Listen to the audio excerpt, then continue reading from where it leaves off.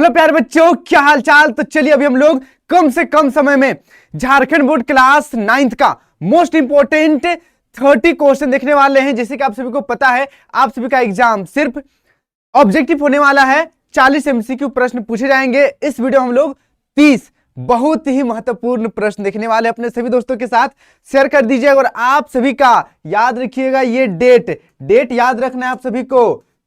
6 मार्च गणित का एग्जाम होने वाला है। ठीक है, तो चलिए इनमें से कितनों का प्रश्न ऑलरेडी आपको पहले से पता है, नीचे कमेंट जरूर कीजिएगा वीडियो पूरा देखने के बाद। ठीक है, तो चलिए स्टार्ट करते हैं बिना देर के हम लोग इसको स्टार्ट करते हैं। यहां पर देखिए सबसे पहला प्रश्न, निम्नलिखित में से कौन अपरिमेय संख्या है।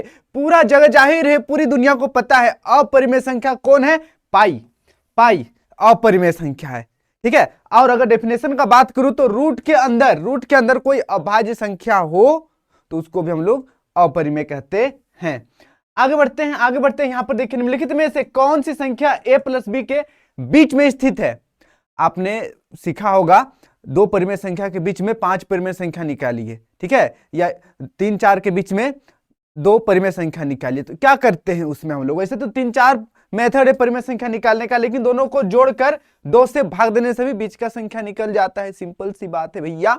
ठीक है, a प्लस बी बाय 2। आगे बढ़ते हैं, √7 माइनस √5 इंटू √7 प्लस √5, ये क्या है। a minus B into a plus B, यही वाला फॉर्मूला में है। तो इसको कैसे लिखते हैं हम लोग, a स्क्वायर माइनस बी का स्क्वायर। तो इसको सोल्व करेंगे तो a स्क्वायर यानी कि 7 का स्क्वायर माइनस √5 का स्क्वायर। अब इसको सोल्व कर देंगे तो √7 का स्क्वायर 7 हो जाएगा, माइनस √5 का स्क्वायर 5, घटा देंगे तो 2। लो बेटा, ऑप्शन नंबर चौथा। आगे बढ़ते हैं, 125 का घात 2/3 है। 125 का पावर 2/3 है। तो क्या लिख सकते हैं, 125 को हम लोग 5 का घात 3 लिख सकते हैं। बिल्कुल हाँ सर, गुना इधर क्या है 2/3, ये 3 गया खत्म, क्या बच गया 5 का स्क्वायर 2। 5 का स्क्वायर यानी कि 5 का घात 2, तो 5 का स्क्वायर कितना होता है 25, ऑप्शन नंबर तीसरा। आगे देखिए, इनमें से कौन एक बहुपद नहीं है। बहुपद किसको बोलेंगे, कोई भी एक चर संख्या, मतलब चर होना चाहिए जिसका घात पूर्णांक में होना चाहिए, और जो चर है वो बट्टे में नहीं होना चाहिए। तो यहां पर देखिए ये तो पूर्णांक में इसका घात एक चर है, ये भी चर है। यहां पर देखिए रूट के अंदर सिर्फ 5 है, y नहीं है, इसको ध्यान देना है। और यहां पर बट्टे में देखिए y है, तो बट्टे में नहीं रहना चाहिए। जो चर है वो बट्टे में नहीं होना चाहिए, तो बट्टे में है, इसलिए यही वाला जो है वो क्या है, बहुपद नहीं है। आगे बढ़ते हैं, बहुपद 5x प्लस 3 का शून्यक निकालिए। देखिए कैसे निकालेंगे, 5x प्लस 3 बराबर 0। क्या करेंगे, 5x बराबर ये वाला जो प्लस 3 है उधर जाकर -3 हो जाएगा, x बराबर 5 को उधर ले जाएंगे तो 5 और x के बीच में गुना है, इधर आकर भाग में हो जाएगा। ये हो गया आंसर -3/5। आगे बढ़ते हैं, px, यहां पर देखिए px x³ plus x² plus x plus 1 हो तो p -1 का मान क्या हो जाएगा। जहां जहां x है वहां वहां -1 रखना है। तो यहां पर देखिए -1 का घात 3 हो जाएगा, प्लस -1 का घात 2 प्लस -1 प्लस 1। सोल्व कर देंगे, -1 का घात 3 क्या हो जाएगा -1, और यहां पर -1 का घात 2 मतलब ये +1 हो जाएगा। उसके बाद -1 फिर +1, ये इसके साथ कट जाएगा, ये इसके साथ कट जाएगा। भैया बचेगा हमारे पास बड़ा सा लड्डू 0। आगे बढ़ते हैं, बहुपद x²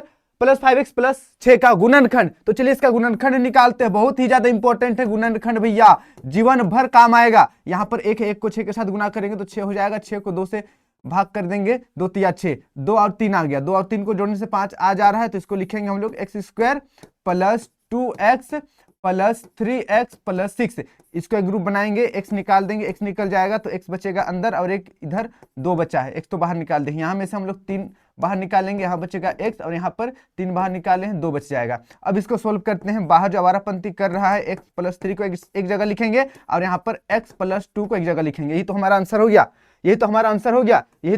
हो गया, आगे पीछे है पर यही है आंसर। ठीक है, आगे बढ़ते हैं, y अक्ष, अरे भैया देखिए यहाँ पर y अक्ष पर स्थित किसी बिंदु का निर्देशांक निम्न में से क्या होगा। तो ये आपका y है, ये x है। ठीक है, y अक्ष यहां पर कहीं पर रहेगा, कहां पर, यहां पर कहीं पर कोई भी निर्देशांक रहेगा तो उसका क्या हो जाएगा भैया। देखिए यहां पर एक्स का वैल्यू तो आगे पीछे जा नहीं रहा, एक्स का वैल्यू 0 हो जाएगा और वाई का वैल्यू कुछ ना कुछ होगा, तो 0 वाई, ये हो गया एक्स अक्ष पर। तो एक्स अक्ष पर ऑप्शन नंबर दूसरा, ध्यान रखिएगा इसको। आगे बढ़ते हैं बिंदु 7, बिंदु 3 7 का कोटि क्या होगा, मैंने आपको पहले भी बताया है। कोटि मतलब भैया ऊपर, चोटी ऊपर से नीचे y को लिखते हैं, तो यहां पर कोटि मतलब y का वैल्यू पूछा गया, यानी कि 7। लो बेटा, ऑप्शन नंबर तीसरा 7। आगे बढ़ते हैं, रैखिक समीकरण है 3x - 2y बराबर 5।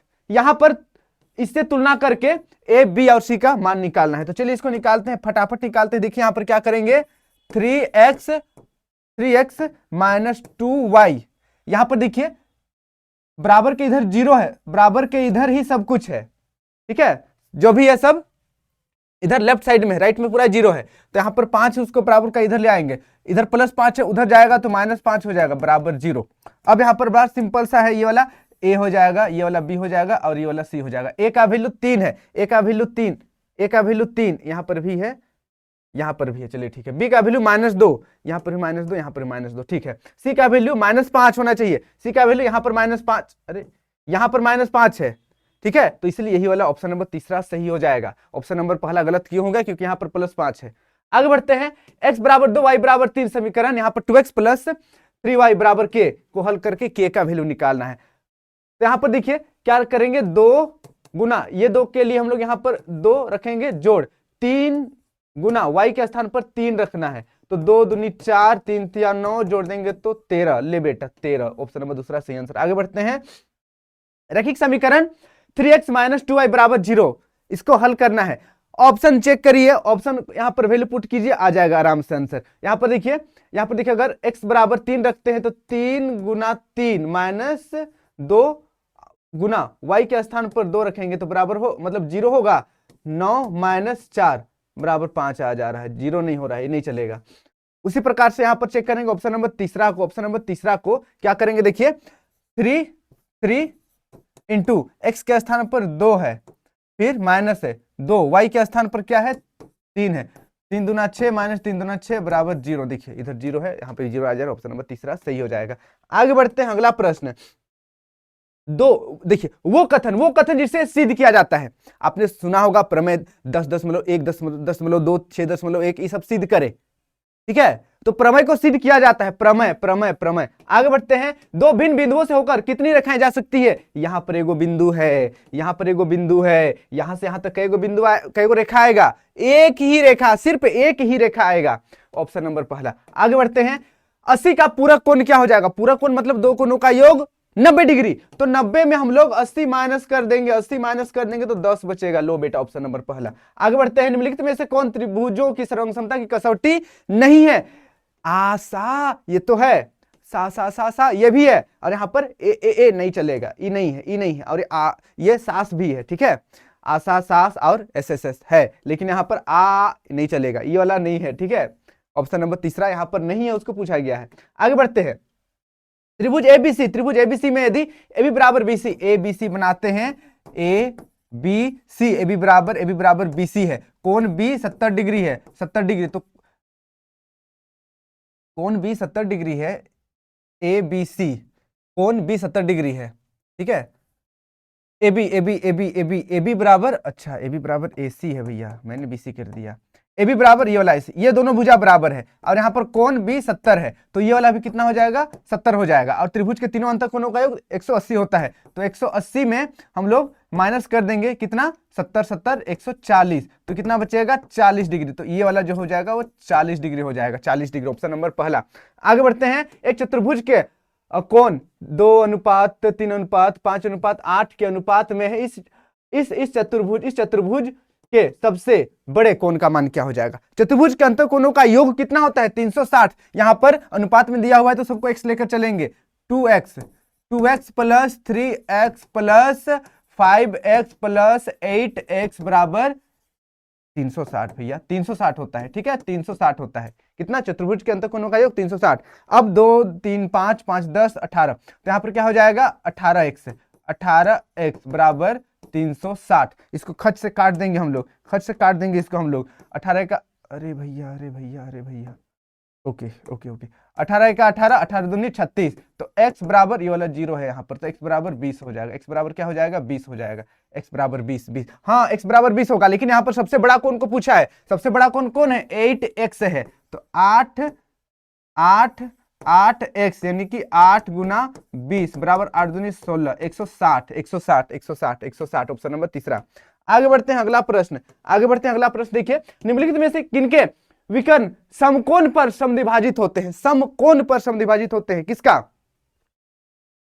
समचतुर्भुज का, याद रखिएगा, किसका? समचतुर्भुज का। आगे देखिए, आगे देखिए, निम्नलिखित में से विकर्ण समकोण पर समद्विभाजित होते हैं, बिल्कुल सही। आगे देखिए, आकृति एबीसीडी, भैया यहाँ पर एबीसीडी है और यहाँ पर एक समांतर चतुर्भुज है, समांतर चतुर्भुज है, इसका हम लोगों को क्या निकालना है? क्षेत्रफल निकालना है। समांतर चतुर्भुज का क्षेत्रफल क्या होता है, जल्दी बताइए। समांतर चतुर्भुज का क्षेत्रफल आधार गुनी ऊंचाई, यानी कि आधार आपका 12 है गुनी ऊंचाई आपका 6 है, गुना कर देंगे 12, 12 छक 72, लो ऑप्शन नंबर तीसरा, 72 सेंटीमीटर स्क्वायर, क्योंकि यहां पर क्षेत्रफल निकाल रहे हैं। एक समांतर चतुर्भुज और एक त्रिभुज एक ही आधार तथा समांतर रेखाओं के बीच स्थित है। एगो समांतर मतलब ये समांतर रेखा है, ठीक है, और यहाँ पर एक चतुर्भुज इस तरीके से है, इस तरीके से एक चतुर्भुज है, मानकर चलिए इस तरीके से, और इसी आधार पर एगो त्रिभुज भी है, इस तरीके से इसी आधार पर एक त्रिभुज भी है। तो क्या हो जाएगा? तो यहां पर पूछा गया है यदि त्रिभुज का क्षेत्रफल 12 सेंटीमीटर स्क्वायर है तो चतुर्भुज का क्षेत्रफल क्या हो जाएगा? त्रिभुज का 12 है तो चतुर्भुज का डबल हो जाएगा, चतुर्भुज डबल हो जाता है, याद रखिएगा डबल हो जाता है, तो 12 दूनी 24, लो बेटा ऑप्शन नंबर तीसरा। आगे देखिए, वृत्त की सबसे बड़ी जीवा, ये वृत्त है, सब इसको जीवा बोलते हैं, तो सबसे बड़ी जीवा कौन हो जाएगा? उसका व्यास हो जाएगा, व्यास व्यास व्यास, ऑप्शन नंबर दूसरा, ठीक है। आगे बढ़ते हैं, अगला प्रश्न देखिए, वृत्त की एक जीवा वृत्त की त्रिज्या के बराबर है, एगो वृत्त है, वृत्त का एगो जीवा त्रिज्या के बराबर है, ठीक है, त्रिज्या के बराबर है, इधर भी त्रिज्या बना देंगे तो ये कैसा? समबाहु त्रिभुज बन जाएगा। समबाहु त्रिभुज के अंतः कोण कितना होता है? 60 डिग्री का होता है, 60 डिग्री, वही पूछा है ना, हाँ, आंतरिक कोण का मान 60 डिग्री, 60 डिग्री। आगे बढ़ते हैं, आकृति ए सी बी का मान बताइए। ओहो, आकृति नहीं, आकृति में कोण ए सी बी का मान बताइए, ए सी बी, तो यहां पर देखिए केंद्र पर जितना भी डिग्री का कोण बनता है उसका जस्ट आधा हो जाता है ऊपर जाके, ठीक है, परिधि पर आधा बनता है, तो ये 50, 50 का आधा 25, लो बेटा ऑप्शन नंबर तीसरा। आगे देखिए, उस समबाहु त्रिभुज का क्षेत्रफल क्या होगा? समबाहु त्रिभुज जिसका तीनों भुजा बराबर होता है, जिसका प्रत्येक भुजा 2√2 है, तो समबाहु त्रिभुज का क्षेत्रफल का फॉर्मूला याद रखिएगा, ठीक है, और नहीं तो फिर बड़ा गड़बड़ हो जाएगा। समकोण त्रिभुज का अलग होगा, विषमबाहु त्रिभुज का अलग होगा, हिरोन सूत्र से बनेगा, ऐसे कर करके सबका याद कर लीजिएगा। तो यहां पर समबाहु त्रिभुज का क्षेत्रफल, समबाहु त्रिभुज का क्षेत्रफल क्या हो जाता है? क्षेत्रफल क्या हो जाता है? √3/4, भैया क्यों नहीं √3 मैं लिख पा रहा हूं, √3/4 इंटू ए स्क्वायर, तो यहां पर √3/4 इंटू ए क्या है? 2√2 गुना 2√2। अब यहां पर देखिए, यहां पर अगर आप गौर से देखिए तो 2 दूनी 4 और 2 2 गया, खत्म।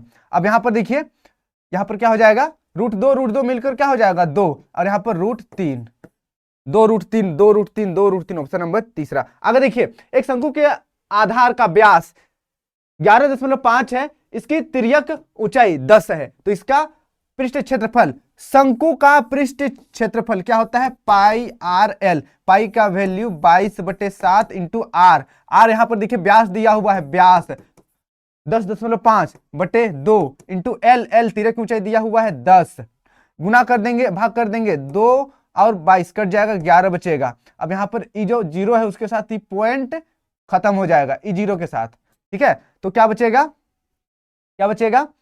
और ई जो है 7 और 105 भी कटेगा, ठीक है, 7 और 105 भी कटेगा, 7 एक 7, 7 एक 7 इधर जाएगा तो 35 हो जाएगा, 7 7 7 बचे 35। अब 15 और 11 बच गया है, 15 गुना 11, 15 15 15 15 15 का 15 15 का 15 और एक 16,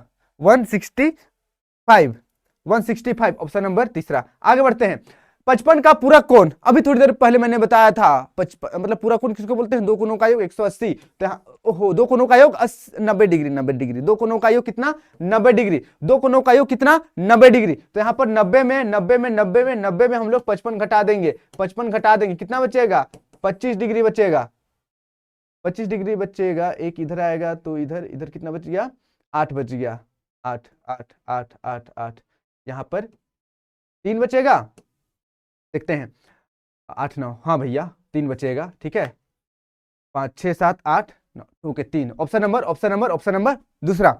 आगे बढ़ते हैं, आगे बढ़ते हैं।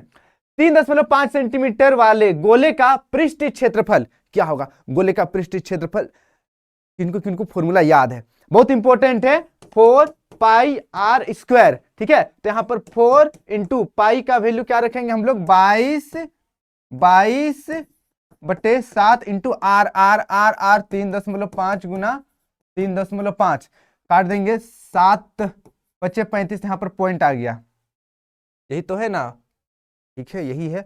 अब इसको गुना कर देते हैं, इसको पूरा गुना कर देते हैं, क्या करेंगे हम लोग, क्या करेंगे हम लोग, पाई 4 पाई आर स्क्वायर, ओके।